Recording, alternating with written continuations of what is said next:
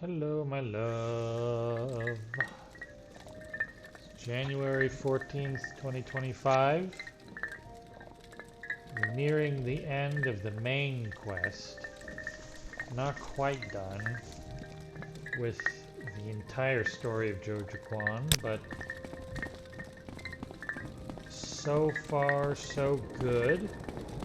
It's funny that you're watching the episode where we break out Maramilo from the Ministry of Truth because we're going to return, but this time as the Nerevarine. So much has changed.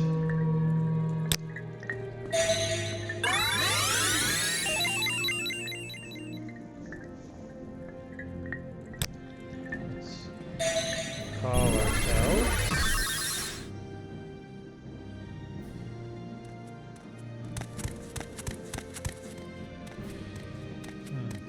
I see I stand in good company. Yes. What can I do for you? You don't like the Ordinators, which is very understandable. The Ordinators are not nice. But you do have to understand that they don't like the Imperials, or really anyone else. And, If I can be of any assistance, I'll be happy to help. bitch, I'm trying to monologue right now. If I can be of any assistance, I'll They be don't happy to like help. That creature foreigners. visits again. I think I'll have choice words to say. Man, that shit is loud in my ears. They don't like foreigners. Vivec is a holy city, and those guys are like theocratic soldiers. The entire society is like a theocracy that would be feudal if not for the fact that the more economically advanced empire took it over by force. Because Tiber Septim wanted to. Well, for ebony, because there's ebony deposits in Morrowind, so that's why it was taken over, more or less. And so they resent all of this because they see themselves as proud people that have been,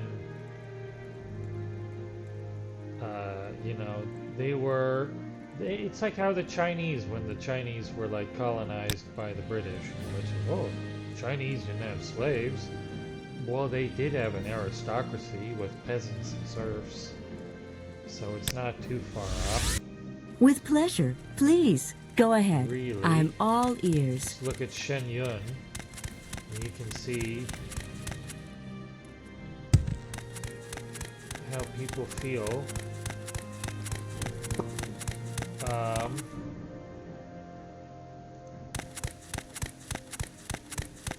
Basically, yeah. Should you need something, I'd be happy to Their space, oblige. I guess.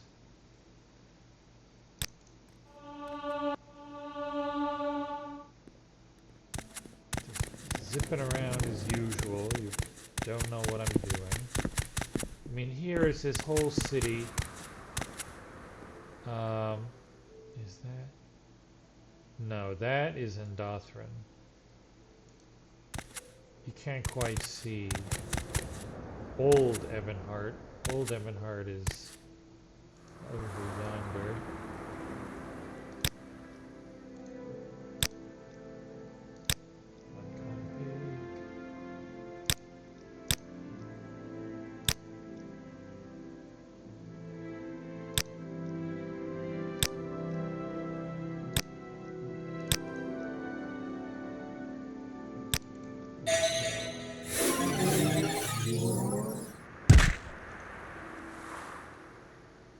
Well, I guess you can't see it. Old Evanhart is somewhere over there.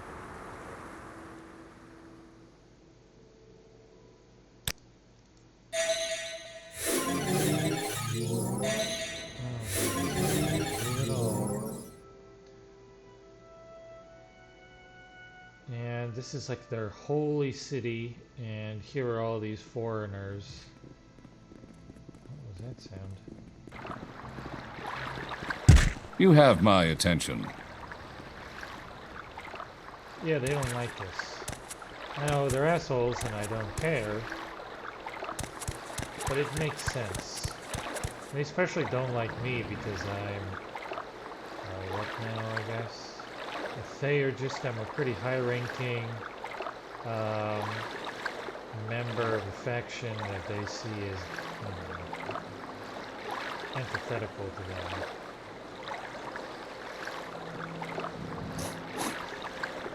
They see us as imperialists. Maybe we'll go to where Yes? he wants to take us to Cyrodiil. But this is before they had released Anvil, so this is just a little island. It's very out of date, but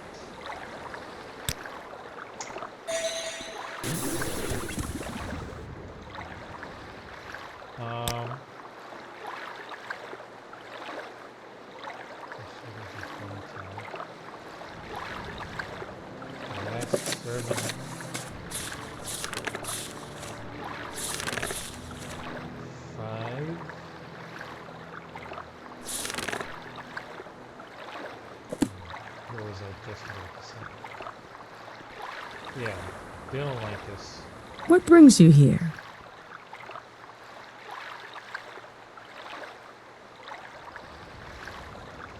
And yeah, they own slaves, but you have to wonder the extent to which slave, their own production is driven by their proximity to the Empire, which is a more economically advanced nation that has higher demand, whereas this is just kind of like a relatively piddly, feudal society. Maybe the Flalu over here, who border the Empire, and who are somewhat friendly to them, are like mercantilists, but it's very basic. Like here, the Telvanni own slaves, which is obviously reprehensible. And when we went there, obviously there's like slaves of all sorts of races. But what are they going to do with all that? They just want to reproduce themselves and let somebody else do it for them. So the expansion, no doubt, of slavery has occurred with contact with the Empire. I would venture to imagine just like it happened in America after the advent of the Industrial Revolution. Because, the British fought with the fucking Confederates to keep cotton production going. The British aristocracy, at least.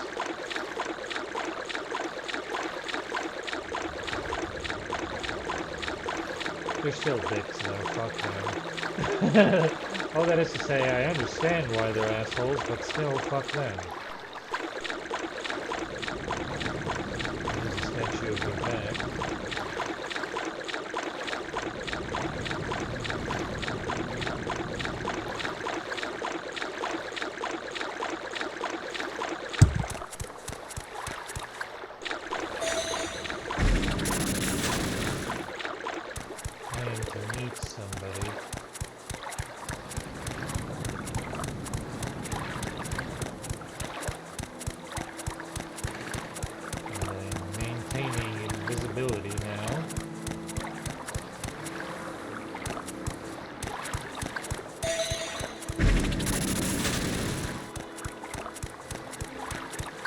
Mostly for character reasons.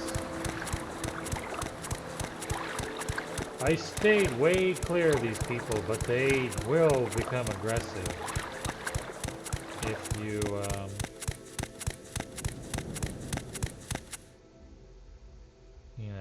try to talk to them prior to finishing all these quests. I believe I'm supposed to Quickly! talk to Did you want to meet the Archcanon? Well, you seem not shocked at all.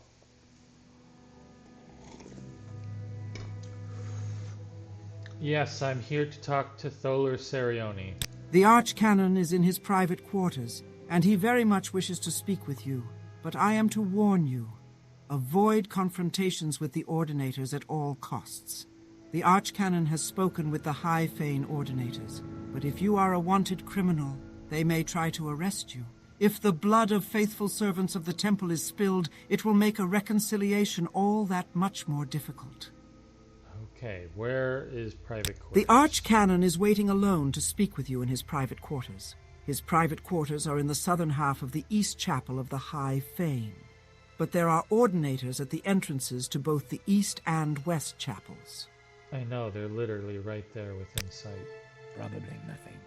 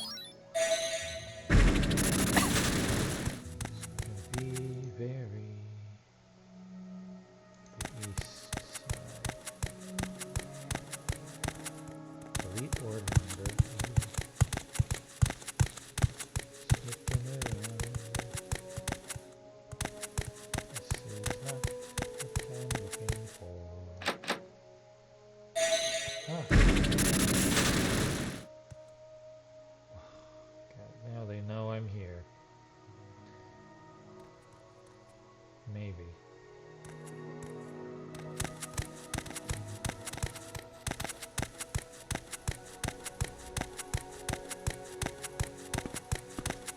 Okay, here I am. Yes, of course.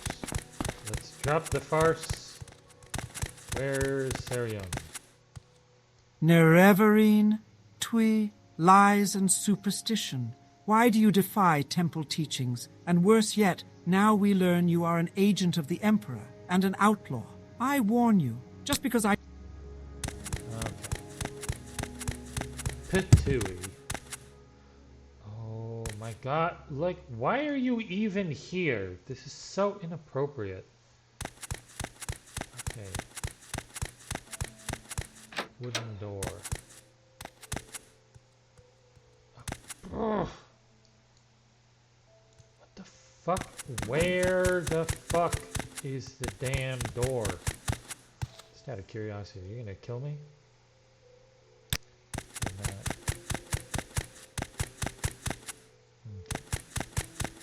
Okay. Vivec Temple. We know your plan, Outlander. We know you plan to meet with the Archcanon in his private quarters, Outlander. We will be watching you carefully. Do not break the law, or we will take swift action. Okay. Where? Quickly! Did you want to meet the Archcanon is in his The Archcanon is waiting alone to speak with you in his private quarters. His private quarters are in the southern half of the East Chapel of the High Fane. But there are... Southern.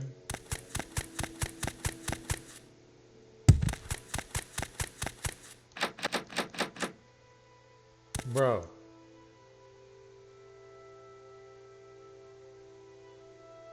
This is stupid. Open the fucking door.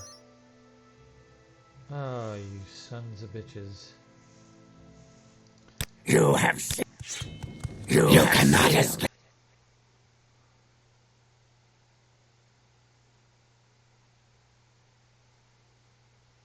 I guess I'm supposed to fucking click on goddamn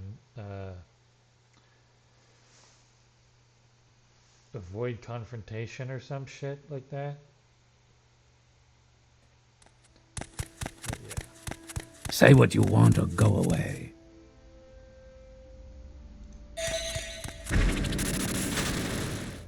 invisible. I am.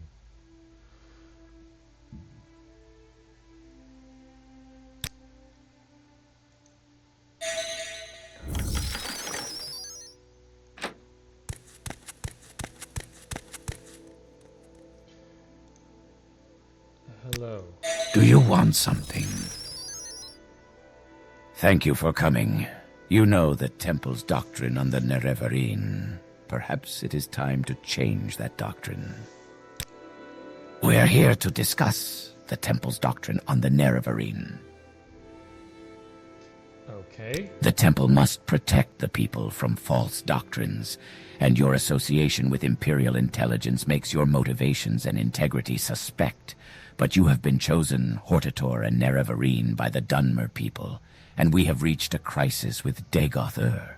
We can no longer defend the people against the awakened Sixth House. You and your prophecies may represent our last hope. Our situation is desperate, but I would rather have you hear the details of our situation and the circumstances leading up to that situation from Lord Vivec himself. He has asked to see you. Would you agree to a private meeting with him and hear in person what he has to say? Yes, of course I'll meet with Vivec. This is kind of crazy. Ooh. Okay. Good. Here are 2 keys. One to the private back entrance to my quarters, the other to a locked entrance to Lord Vivec's palace. I regret that at present the Ordinators are not completely under my control, so for now I'll ask you to avoid confrontations with them. Lord Vivec is expecting you. His lordship is remarkably patient, but perhaps it would be better not to keep him waiting. Okay.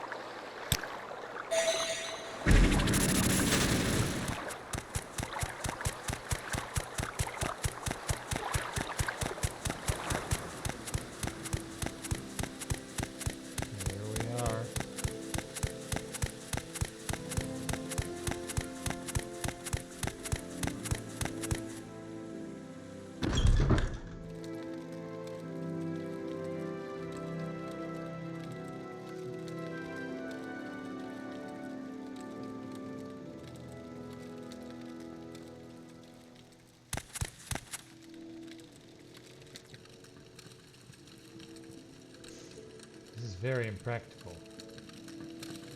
You realize that. Ah, I expected you. We have business, you and I. Business, huh? When I was young like you, I was very impatient, so I will keep our business short. Then, later, there may be time for other things. First, I propose to remove my curse upon the Nerevarine and end the persecution of the dissident priests, and proclaim all of Morrowind that you are the incarnate and the Nerevarine, the prophesied savior of Morrowind, and the last hope to withstand the menace of Dagoth-Ur and the Sixth House. These things I will do, whether you wish or not. Next, I propose to surrender to you the power and responsibility of defeating Dagoth-Ur. You may choose to refuse. I will not compel you. You will receive the power as a gift in the form of an artifact called Wraithguard. You may accept this gift and then do with it as you will. You will receive the responsibility as an oath. You may give your oath, then keep it or break it as you like. First, will you accept Wraithguard as a gift? Maybe. It depends. I'll take your maybe as a no. Then that concludes our interview. I hope it has not been an inconvenience. And if you change your mind, come back. Well, I mean, he definitely just called his bluff.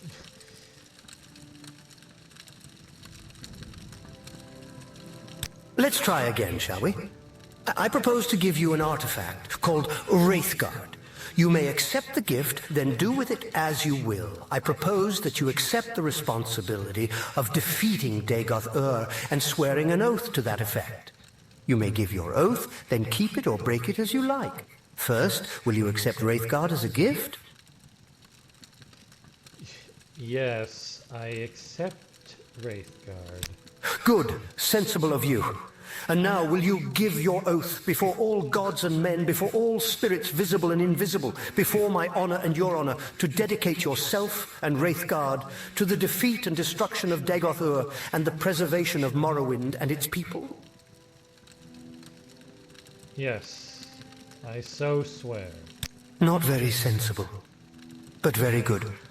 I was hoping for someone who would have no hesitation about making such an oath. You will now have a brief, momentary sensation of time passing. Do not be alarmed. You are being taken out of time in order to avoid the unpleasant experience of learning how to use Wraithguard. It will be over before... You know it. Now, I will notify the temple that you are our champion. There shall be no more persecution of the dissident priests, and I hope both sides shall swiftly be reconciled. We have time for questions if you like, or you may leave as you wish. But I think there are at least two things you ought to know before you leave. How to use Wraithguard and how to defeat Dagoth-Ur. Well, certainly. Yes, that you kind of missed that part, but there's a brief sensation of motion in total darkness, floating, but without a sense of weight or direction.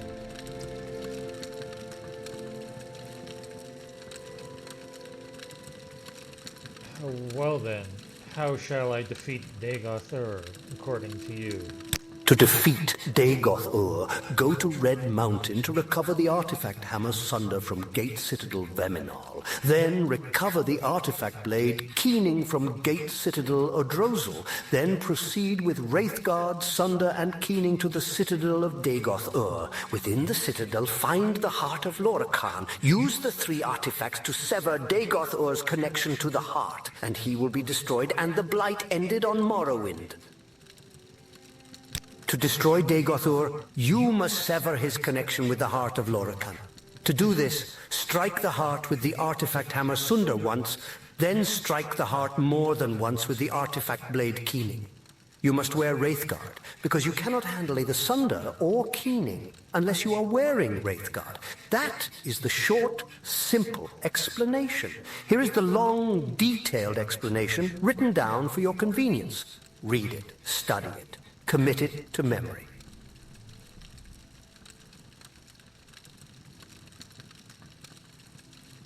What can you tell me about Red Mountain?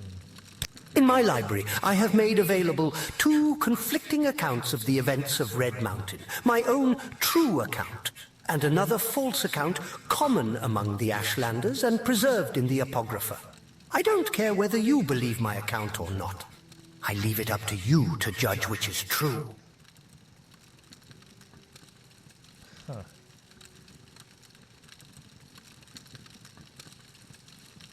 Alright, Mr. Magic Intersex Man.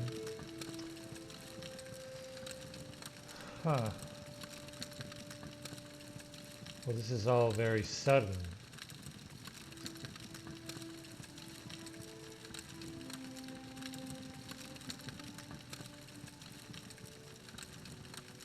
Do you have any counsel for me before I go? You need to know, where is Dagoth-Ur? What are Dagothur's plans? Who are Dagothur's servants? Who is Dagoth-Ur? What are Dagoth-Ur's powers? What is known about Dagoth-Ur's defenses? How can I prepare for battle against Dagoth-Ur? Who can help? Oh, Lord. Who is Dagoth-Ur exactly? Dagoth-Ur is the former Lord High Counselor of House Dagoth. He was of Lord Nerevar's generation, older than we, and a mighty sorcerer and enchanted in life. In his sustained shadow immortality, he appears to be a highly intelligent, severely deluded immortal monster with unparalleled supernatural abilities. He appears by turns lucid and deranged, compassionate and bestial, profoundly wise and profoundly disordered. In short, he is a mad god. Well, what about these powers? He is able to send his mind into the dreams of susceptible victims across vast distances. The victims are either swayed by his compulsions or driven mad. He also seems nearly invulnerable to physical and magical harm. His flesh, and the flesh of his followers, evolves towards a mutable, magical form. Dagoth-Ur and the highest ranks can control the distorted manifestations of their flesh. Lower ranks lose control of their bodies and become mindless corporous monsters.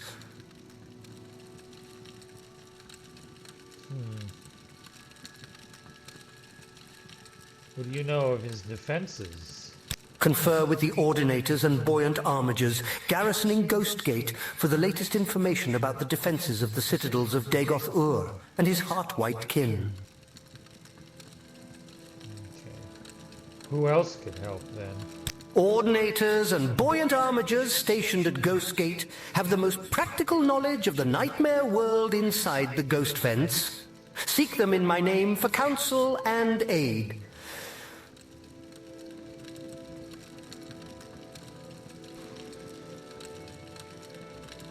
How could I prepare for battle against him?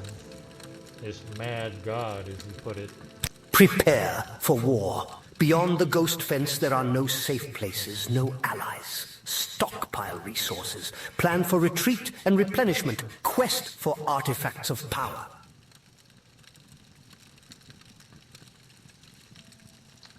Okay then.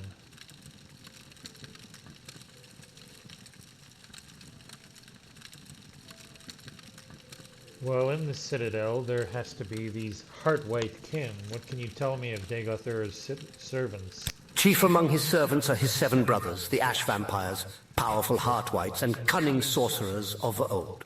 These creatures appear to die, but always are revived at the heart. Somehow Dagoth-Ur has conferred some portion of his immortality upon them. Or perhaps they sustain themselves through more conventional sorcery.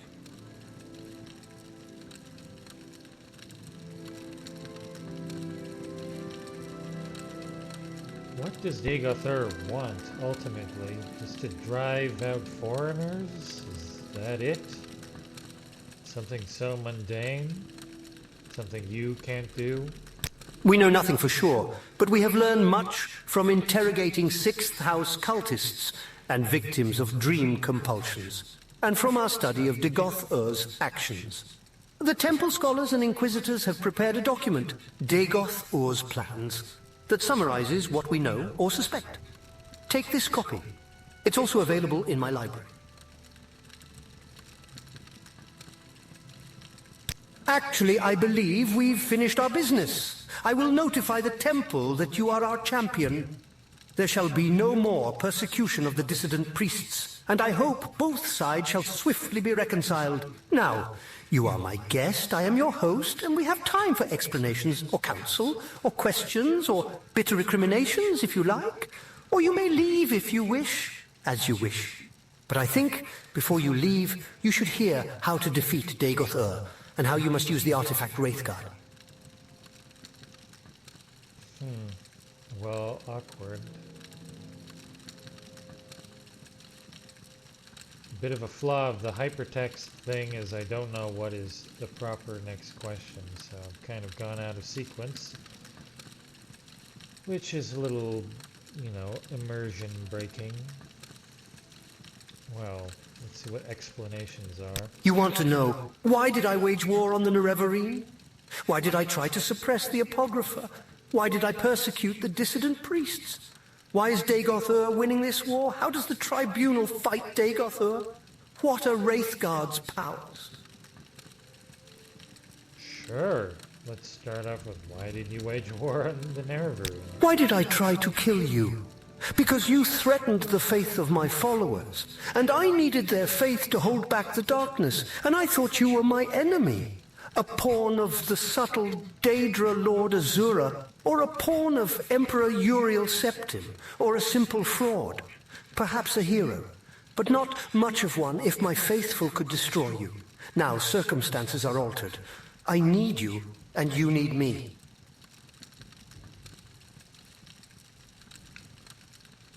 Why exactly do you persecute the dissident priests? Suppression and persecution of dissent is just one of the standard tools of statecraft. I believe we erred in trusting the judgment of Beryl Sala. He and his ordinators served valiantly in the war against Dagoth-Ur. We mistook his misplaced zeal for energy and dedication. Mistakes were made, but no more. There shall be no more persecution of the dissident priests, and I hope both sides shall swiftly be reconciled.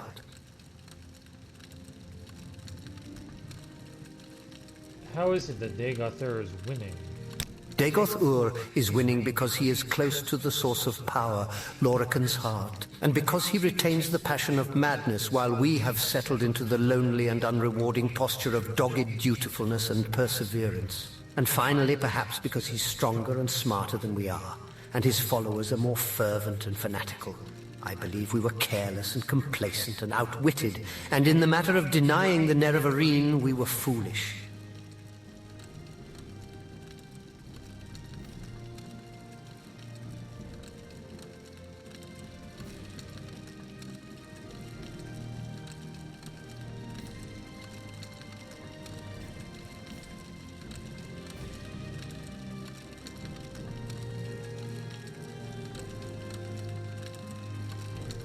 I have questions of you. You are curious. What really happened at Red Mountain? What really happened to the Dwemer? What was the Dwemer's sin? What is it like to be a god? Do I remember being mortal? How do I feel about the people of Morrowind?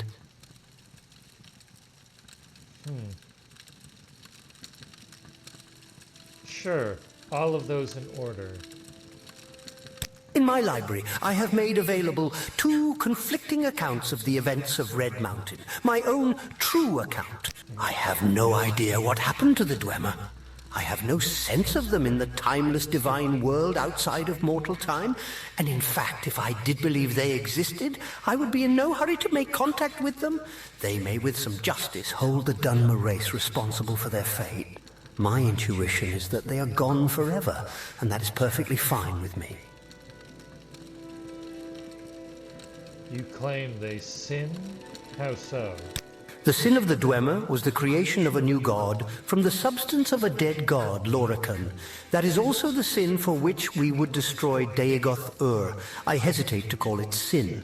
More properly, call it destructive evil. The sin of the Tribunal, however, is in the breaking of an oath to Azura to forbear from tapping the heart with Kagranak's tools, and in the folly of seeking to become gods. Breaking the oath was evil. Becoming gods was folly. If we sinned, we have paid the price. What is it like to be a god? It is like being a juggler. Things are always moving and you learn to know where they are without even thinking about it. Only there are many, many things moving. And sometimes, like any juggler, you drop something. I'm afraid it has become a lot more a matter of dropping things lately. There's too much to do, and not enough time, and I'm losing my touch. Perhaps I'm growing old. It is a bit like being at once awake and asleep. Awake, I am here with you, thinking and talking. Asleep, I am very, very busy.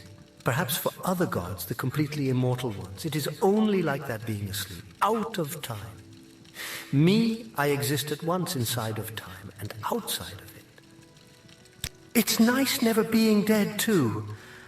When I die in the world of time, then I'm completely asleep. I'm very much aware that all I have to do is choose to wake, and I'm alive again, Many times I have very deliberately tried to wait patiently a very long, long time before choosing to wake up. And no matter how long it feels like I wait, it always appears when I wake up that no time has passed at all. That is the God place. The place out of time where everything is always happening all at once.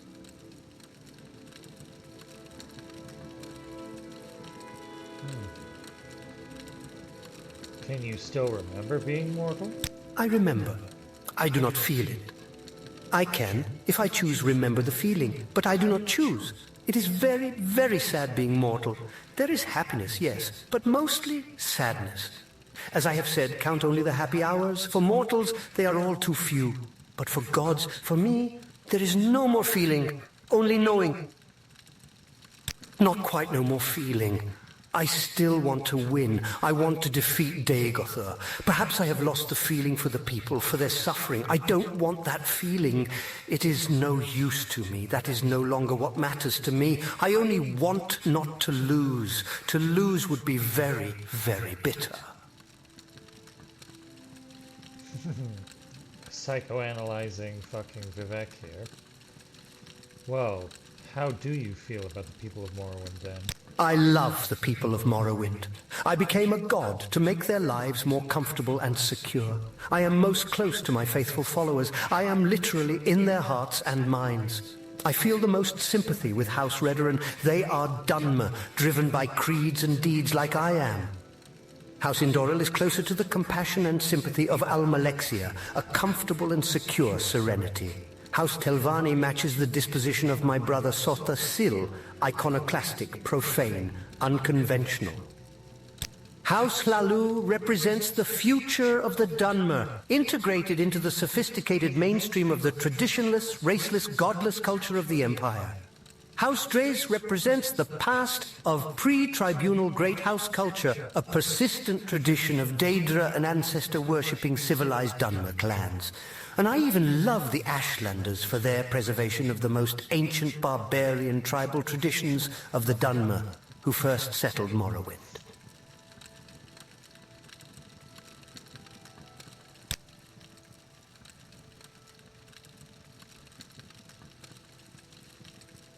Well. Jeez. What bitter recriminations do you imagine I would lob at you then, before I leave? One last question. What bitter recriminations are there to be had? You want to chide me. Why did I murder Nerevar? Why did I break my oath to Azura not to use Kagranak's tools? Why did I cause others to suffer? I think for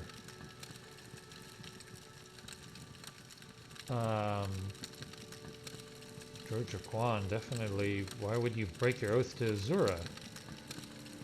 That's just like, duh, why would you do that? Lord Nerevar, and at his insistence, Almalexia, Sotha Sil, and I swore before our god of oaths at the time, the Daedra Lord Azura, never to employ the tools of Kagranak for any purpose. We broke our oaths. We turned our backs on the old gods. I still see no compelling reason to worship any of the Aedra or Daedra. But for the respect I held for Nerevar, and the respect I held for myself, I should never have betrayed my oath. Of all my life's actions, I most regret that failure.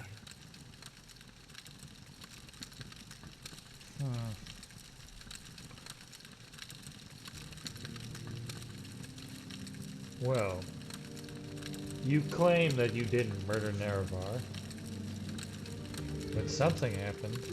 We did not murder Nerevar. The legend that we murdered Nerevar comes from a story told by a shield companion to Nerevar, Alandrosul, who lived among the Ashlanders. The Ashlanders have retained Alandrosul's account as part of their oral histories. The account is persuasive in some details, implausible in others, and is in any case false. I have 2 accounts of Nerevar's death here in my library. Read them and judge for yourself.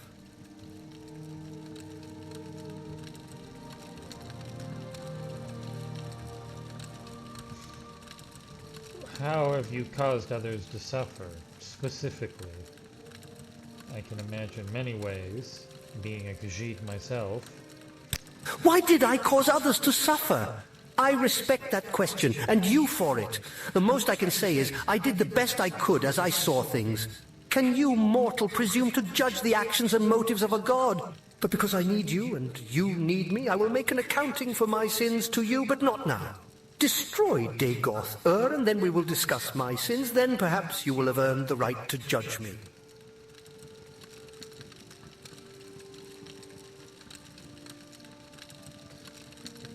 Well.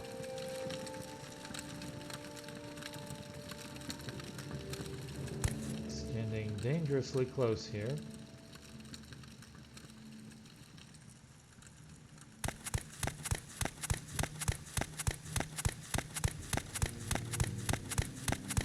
This is your quote-unquote library.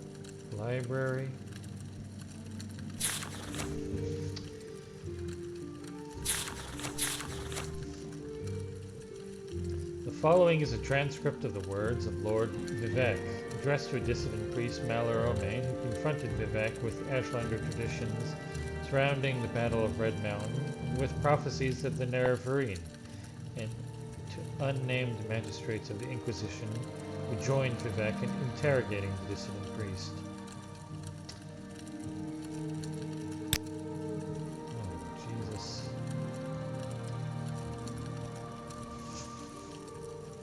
Lots of dialogue and reading.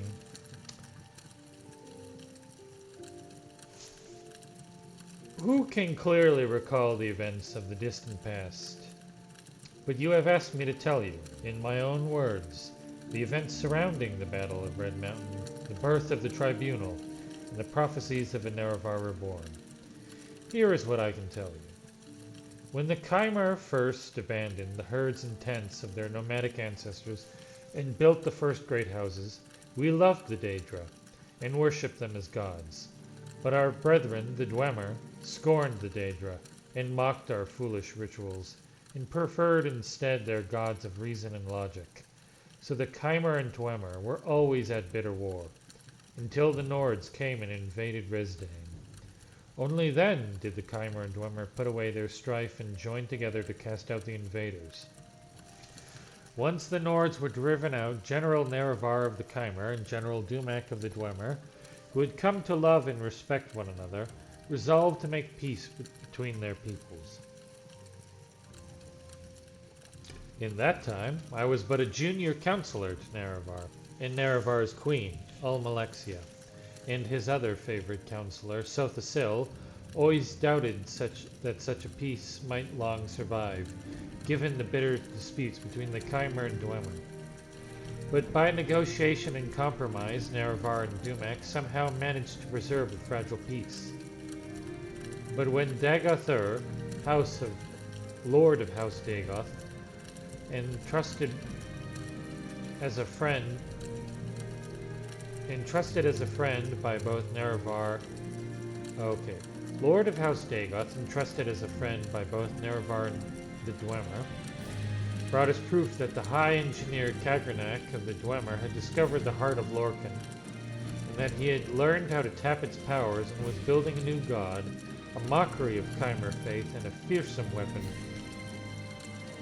We all urged Nerevar to make a war on the dwarves and destroy this threat to Chimera beliefs and security. Nerevar was troubled.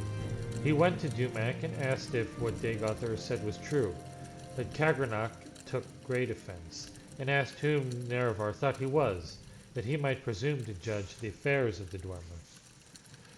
Nerevar was further troubled, and made pilgrimage to Holamayan, the sacred temple of Azura, and Azura confirmed that all that Dagoth said was indeed true, and that the creation of a new god of the Dwemer should be prevented at all costs.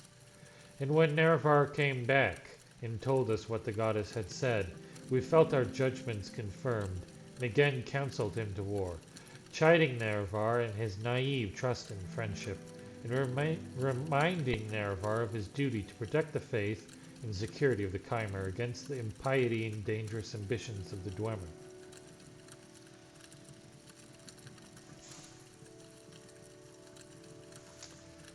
Then Nerevar went back to Vardenfell one last time, hoping that negotiation and compromise might once again preserve the peace.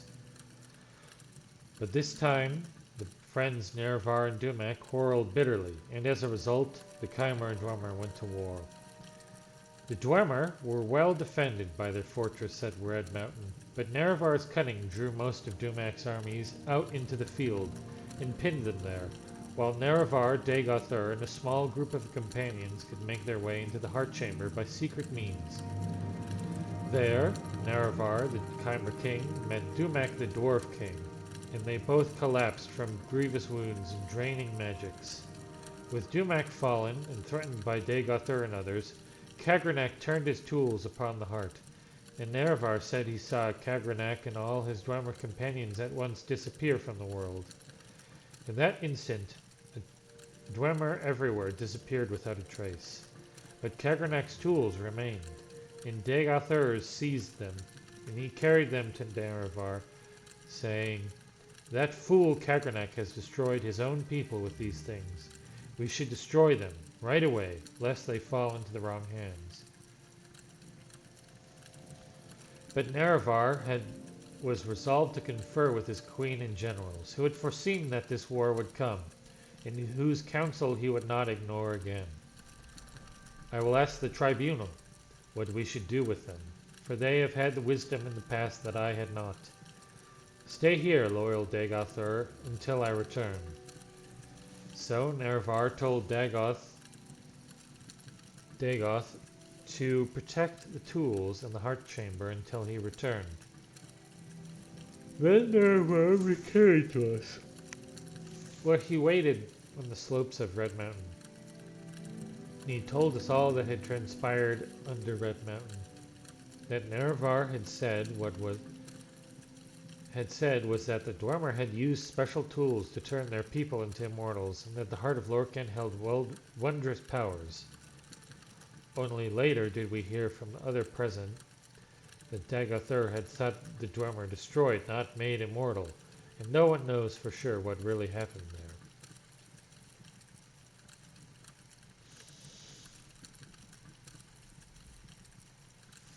After hearing Nerevar, we gave our counsel as requested, proposing we should preserve these tools in trust for the welfare of the Khmer people. And who knows? Perhaps the Dwemer are not gone forever, but merely transported into some distant realm from which they may someday return to threaten our security once again. Therefore, we need to keep these tools, to study them and their principles, so that we may be safe in the future generations. And though Nerevar voiced his grave misgivings, he was willing to be ruled by our council, under one condition, that we all together would swear a solemn oath upon Azura that the tools would never be used in the profane manner that the Dwemer had intended. We all readily agreed, and swore solemn oaths at Nerevar's dictation.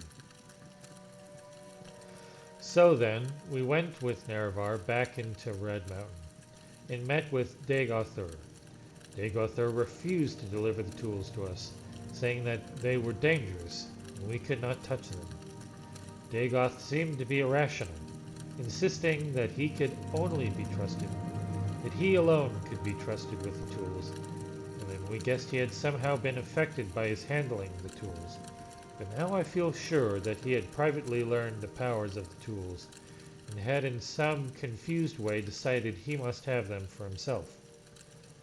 Then Nerevar and our guard resorted to force to secure the tools. Somehow Dagothur and his retainers escaped, but we gained the tools and delivered them to Sothasil for study and safekeeping. For some years we kept our oaths we swore to Azura with Nerevar, but during that time, in secret, Sothasil, where's Nerevar died.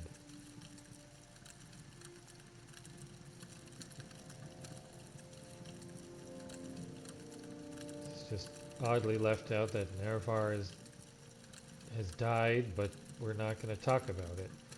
For some years we kept the oaths we swore to Azura with Nerevar, but during that time, in secret, Sothasil might have studied the tools and divined their mysteries. And at last he came to us with a vision of a new world of peace, with justice and honor for nobles, and health and prosperity for the commoners. curious. With the Tribunal as immortal patrons and guides, and dedicated ourselves to this vision of a better world, the 1,000-year Reich. We made a pilgrimage to Red Mountain and transformed ourselves with the power of Kekranak's tools. And no sooner had we completed our rituals and began to discover our newfound powers, the Daedra Lord Azura appeared and cursed us for our forsworn oaths.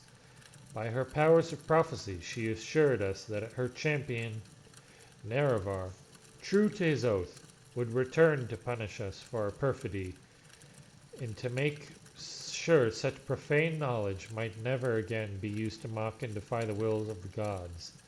But Sothasil said to her, "The old gods are cruel and arbitrary and distant from the hopes and fears of Mer. Your age is past. We are new gods, born of the flesh and wise and caring of the needs of our people. Spare us your threats and chiding and constant spirit. We are bold and fresh, and we will not fear you." And then, in that moment, all Chimer were changed into Dunmer, and our skins turned ashen, and our eyes into fire. Of course, we only knew at the time that this had not happened to us, but Azura said, "This is not my act, but your act. You have chosen your fate, and the fate of your people, and all Dunmer shall share your fate, from now to the end of time. You think yourself gods, but you are blind, and all is darkness." And Azura left us alone, in darkness, and we were all afraid. But we put on brave faces, and went forth from Red Mountain to build a new world of our dreams. And the new world we shaped was glorious and generous, and the worship of the Dunmer fervent and grateful. The Dunmer were at first afraid of their new faces, but Sothasil spoke to them, saying that it was not a curse but a blessing, a sign of their changed natures, and a sign of the special favor that they might enjoy as new Mer. No longer barbarians trembling before ghosts and spirits, but civilized Mer, speaking directly to their immortal friends and patrons, the three faces of the Tribunal. And we were all inspired by Sothasil's speech and vision, and took heart. And over time we crafted the customs and institution of a just and honorable society. And the land of Resdain knew millennia of peace, equity, and prosperity, unknown to other savage races.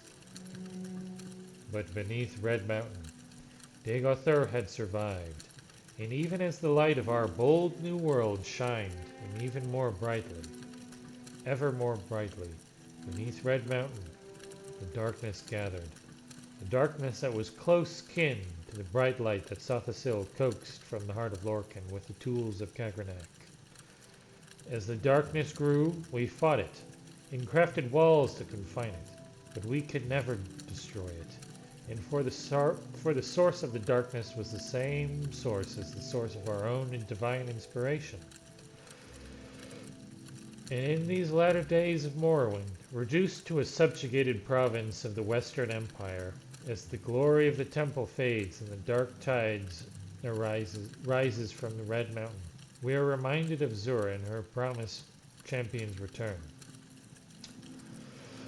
We have waited, blind and in darkness, mere shadows, drained of our ardent vision, in shame of our folly, in fear of our judgment, and in hope of our deliverance.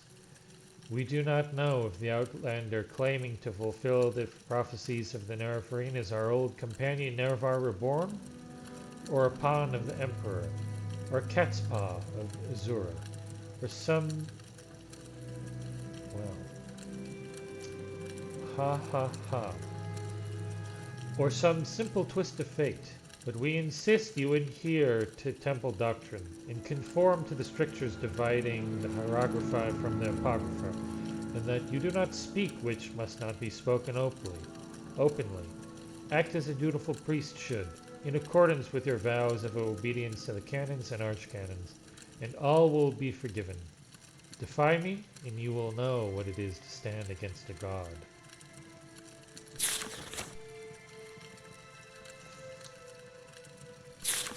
How long is this?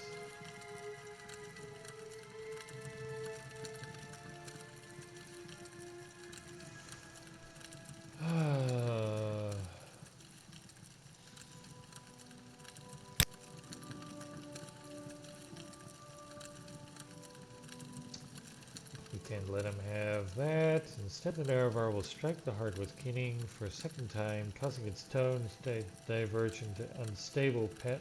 Oh, okay, this is the interesting part. Destroying the Tribunal.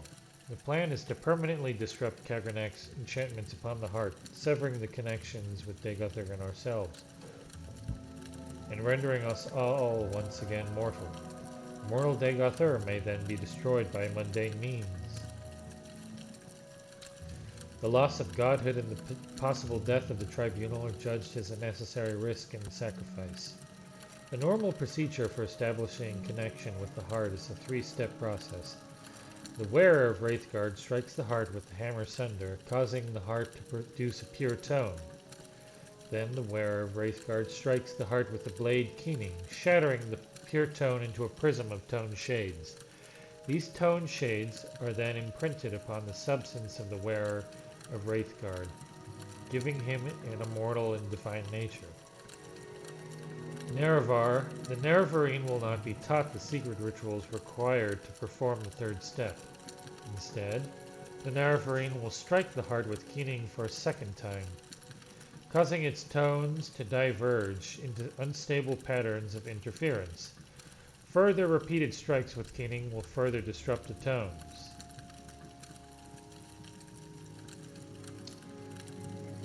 So I just need to hit the once, basically, and just keep stabbing it.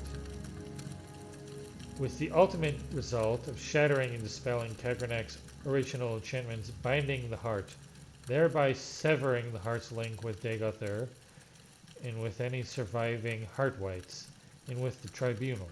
Destroying Kagranak's enchantment on the heart will also stop the corrupt diffusion of the heart's divine power and end the blight on Morrowind.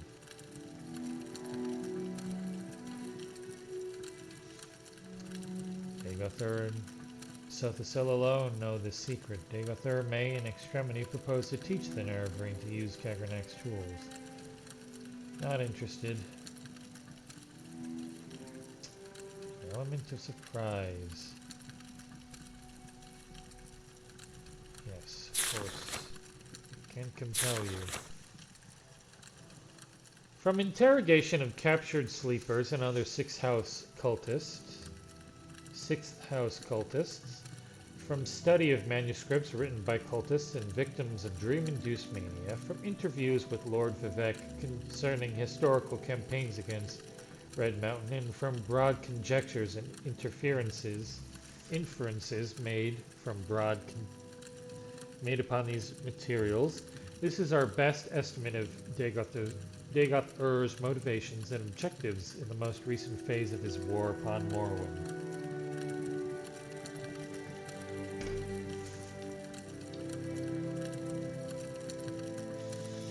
Establish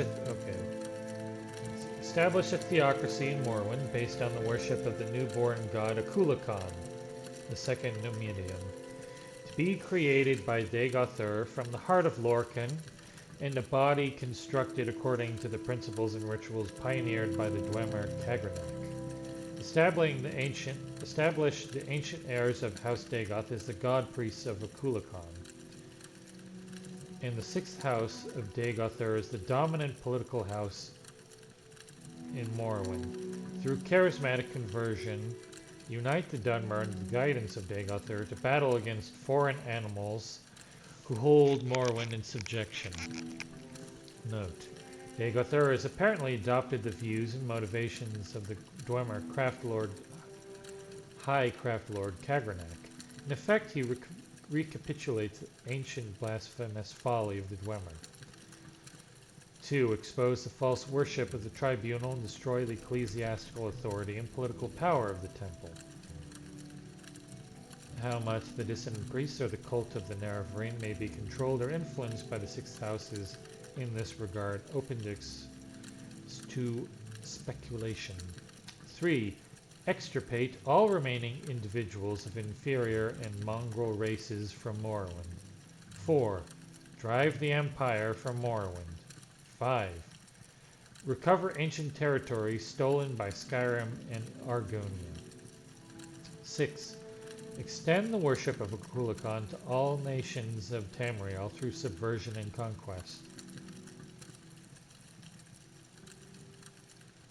Yes, of course. Well, a bunch of things that are not going to happen, I assure you.